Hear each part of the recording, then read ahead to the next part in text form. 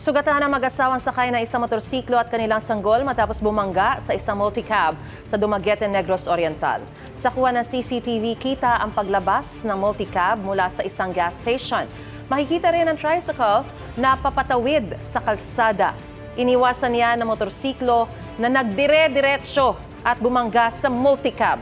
Ayon sa mga otoridad, nagtamo ng bali sa kamay ang rider habang sugatan naman ang kanyang asawa at 4 na buwang gulang na sanggol. Pauwi sana sila galing sa simbahan nang mangyari ang aksidente. Isinugod sa ospital ang mga biktima. Ayon sa kaanak ng mga biktima, balak nilang sampahan ng reklamo ang hindi pa nakikilalang driver ng tricycle. Sugatan din ang 2 sakay na motorsiklo matapos bumangga sa isang pampasaherong jeep sa Alimodian, Iloilo.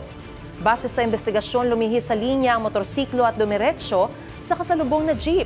Hinihinalang lasing ang 2 sakay na motorsiklo. Nagkaareglo na ang driver ng jeep at ang 2 biktima. Sa Pasig City naman, 4 ang sugatan kabilang ang isang menor de edad matapos magkasalpukan ang 2 motorsiklo.